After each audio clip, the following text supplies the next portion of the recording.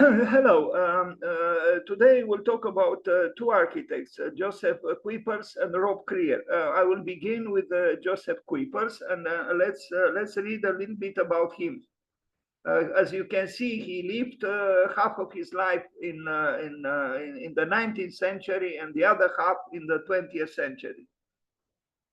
So Josephus Theodorus Joannes Cuypers was born on this day, June 10th, and that's the reason we talk about him today, but in 1861, and died in January 1949.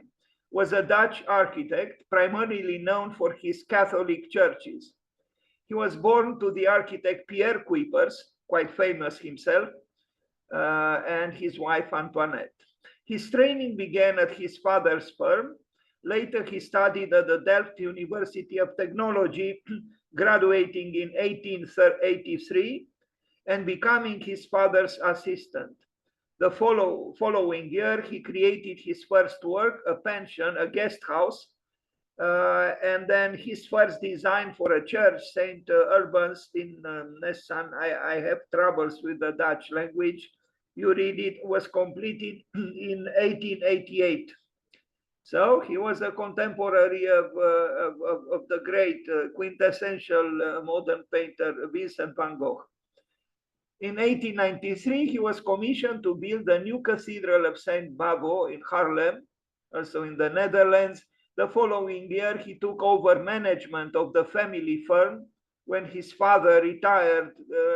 And in 1898, he was selected to design another major project, St. Mary's Cathedral in Yangon or Rangon. His initial design incorporated Asian elements, but this was rejected in favor of a traditional neo-Gothic style. This is very interesting. So, at the end of the 19th century, he proposed a cathedral which incorporated Asian elements. What does this say? That good architects are also non-conformists, and they like to invent. And I think we should do the same. From 1900 to 1908, he worked with Jan Stuit at the Catholic-oriented architects group. Under the influence of this group, the public taste gradually changed from neo-Gothic to neo-Romanesque. This is also very interesting because the Romanesque style or the Romanesque architecture preceded the Gothic. So this is rather interesting that the public taste changed from the neo-Gothic to the neo-Romanesque, although time moved forward, not backwards. He was also a member of several other associations, including Architectura et Amicizia, an offshoot of the artists group Arti et Amicizie. Please, please, please also make associations, make groups, write manifestos, change the world. Occasionally, he acted as a judge for their competitions and served on committees, notably one delegated with helping to plan the Museum Plain, a park with 3 museums and a concert hall. For a brief time, he served as chairman of a Catholic trade union known as Hildebond. This was the man, I would say a handsome man, and his father was also a handsome man and an excellent architect, and so was his son. And actually, the son of his son, his son, Joseph Cuypers' son, was also an architect. A family of architects, just like in the case of the Böhm family we talked about yesterday. Gottfried Böhm being the son of Dominicus Böhm, and so on. Cuypers first designed a house in neo-Renaissance style. So, here we have a neo-Renaissance style, then we'll see neo-Gothic buildings, and then we'll see neo-Romanesque buildings. Again, moving backwards, but this is a very interesting house. Although I don't like usually, historicist architecture, but, when I compare this architecture with the white boxes that we are so enamored of, I'm not convinced that this is inferior. Because there is a richness here that is for all to see. Now, it's very possible, I'm not sure if he did also the top 2 floors. They seem to be very different from what is underneath. But if he did, all the more we have reasons to appreciate him. Let's look at the drawing now. It seems kind of like this, but in reality, because of even the colors and the materials used, the building looks very different, as if it is an addition there, on the top two floors. I think it's an excellent building. Call it neo-Renaissance, call it whatever you want.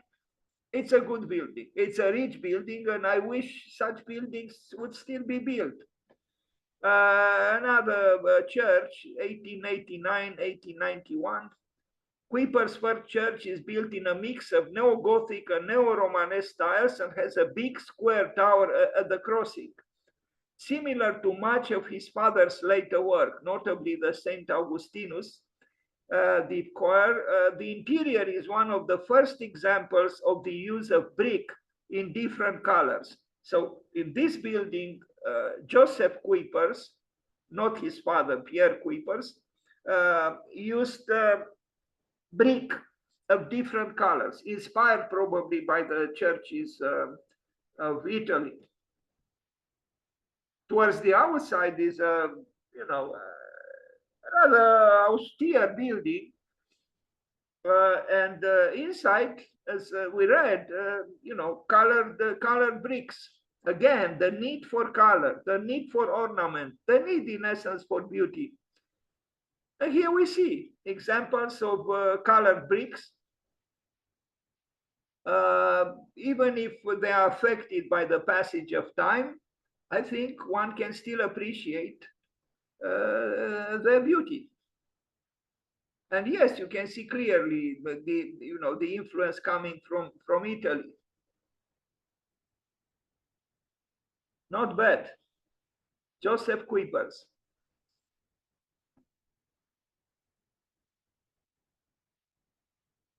Yes, the Dutch do have an incredible amount of incredible cathedrals and churches built,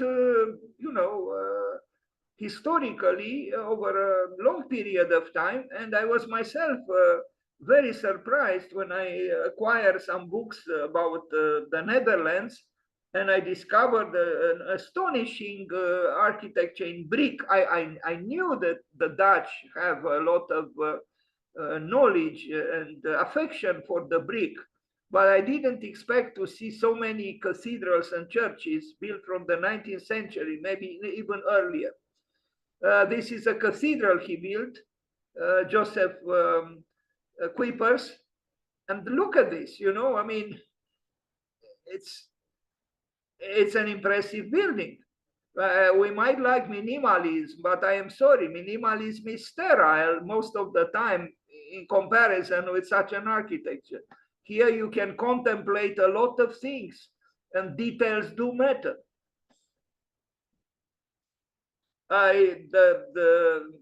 The spires are not finished, as you can see, but they are impressive like this as well. But it was said that the cathedral is never finished. And so, we are accustomed to, but then how could you finish your journey towards God? Because in essence, that's what a cathedral is. It's an infinite journey, but it's a huge building, and yes, I think very impressive. Joseph Cuypers, bravo to him.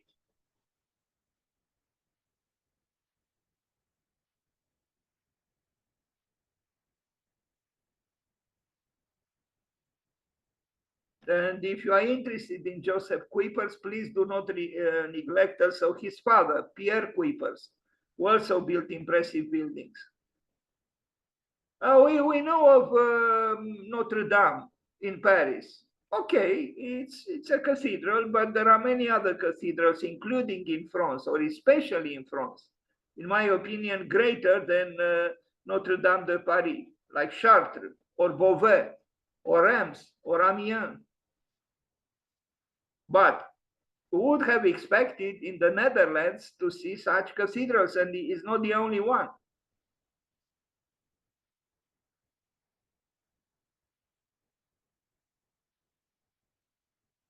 I don't think that there could be architects who would dismiss this building. How could you dismiss it? It's sculptural, it's varied, it's massive, it has a lot of things to admire and contemplate. It doesn't matter if the picture is in colors or in black and white. It's still a very impressive building. And yes, this intertwining of the Gothic or Neo-Gothic with the Romanesque or the Neo-Romanesque is enticing. And not to speak about the dome, the cupola there, which is, almost has some elements coming from the Orient. And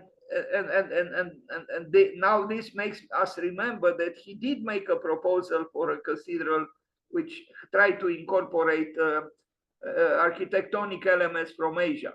And the interior is also astonishing.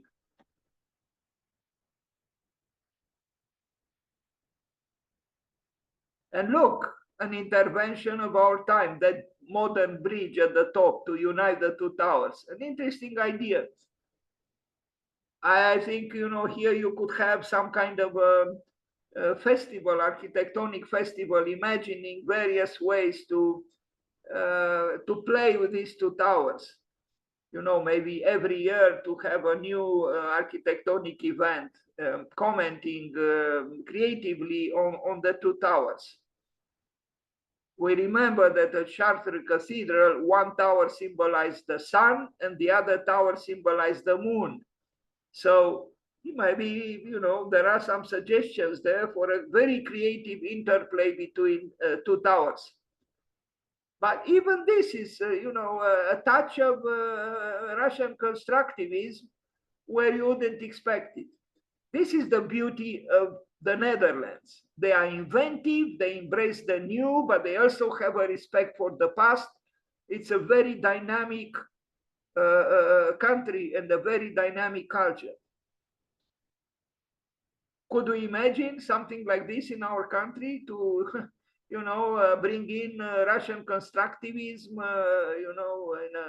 in a building destined for religion? No way. Joseph Cuypers.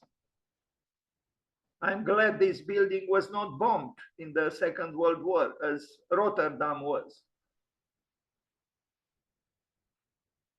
What is this? In Amsterdam, it's some kind of a bank, I think, yes. And I don't like usually banks, but again, architecture maybe shouldn't be too ideologized. The coiffure of the building, the top of the building matters a lot. In as much as often matters for human beings, I shouldn't talk about coiffure because I'm not blessed now with a lot of hair, but those who do have a lot of hair, they know that it matters how you approach the sky, so to speak. I don't care too much about the building below the roof, but the roof has touches of architectonic sensitivity and inventiveness.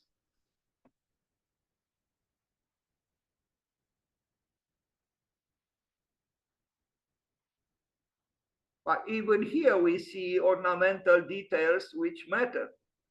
Yes, they do matter. Look at the parapet. It's ornamental. It matters. It's rich.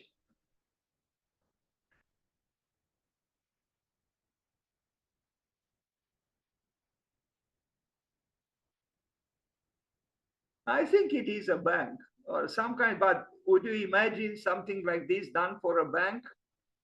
Although it could be, considered demagogical. How could you bring mythology to the facade of a bank or an office building?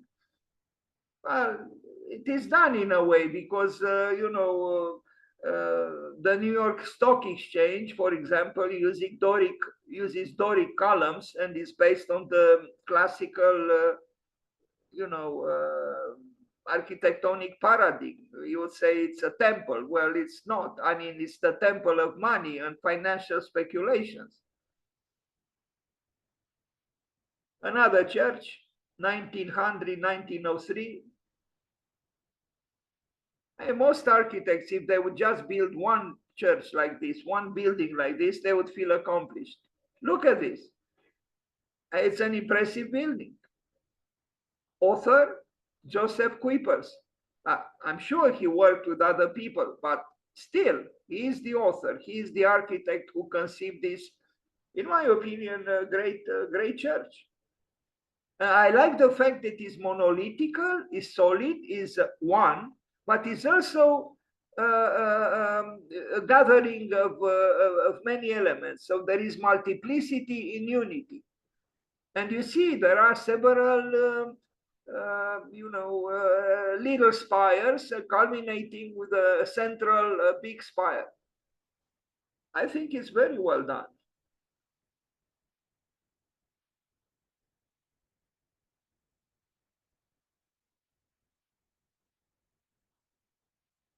Joseph Cuypers, the Netherlands, the land of the artists and architects. And, paradoxically almost, the Netherlands is considered a very pragmatic country, and it actually is. But then how do you explain it? There is pragmatism, but there is also idealism. I mean, if we think just of, Vincent van Gogh, Rembrandt, and then the modern movements, now Piet Mondrian, Theo van Doesburg, Gerrit Rietveld. I mean, they have an immense amount of accomplishments in the field of art and architecture. And even today, no? I mean, there is King Rem Koolhaas, and there is, the architectonic empire of non-conformists called MVRDV, and there are other architects and architectural firms. What is happening in the Netherlands? Maybe it helps to leave 1/3 of the country under the level of water, under the level of the sea, meaning to have troubles. But look what buildings they build.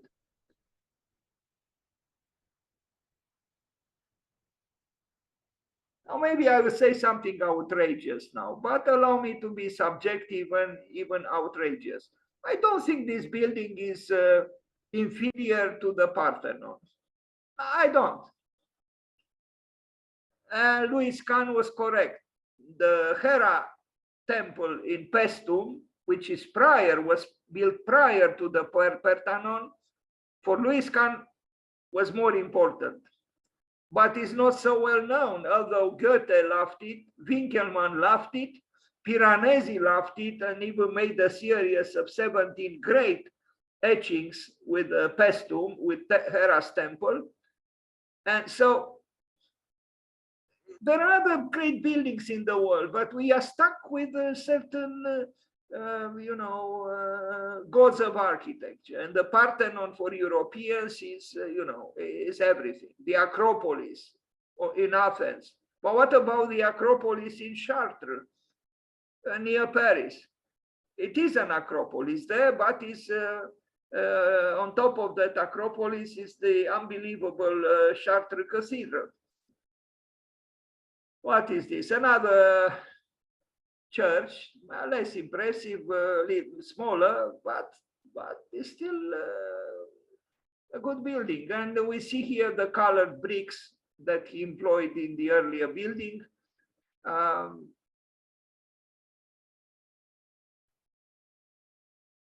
I think that the idea to employ colored bricks is a good one, and it could be used today in our time as well.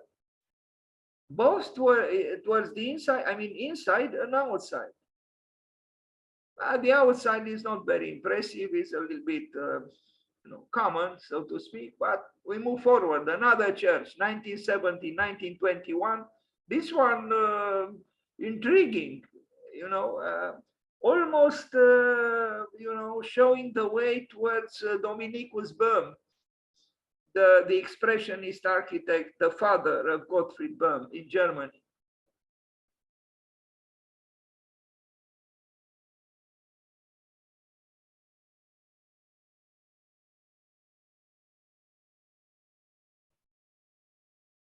Joseph Cuypers.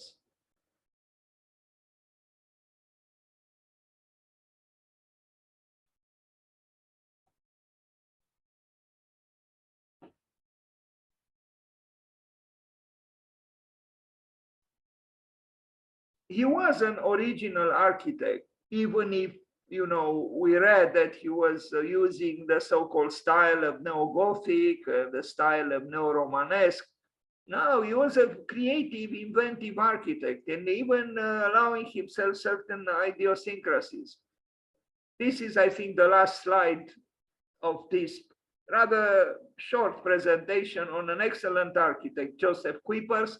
He wrote this: fascination is the key to quality. And I suggest we have a short discussion about fascination and architecture. After I say goodbye to Mr. Joseph Cuypers, now not forgetting to wish him again happy birthday. So thank you.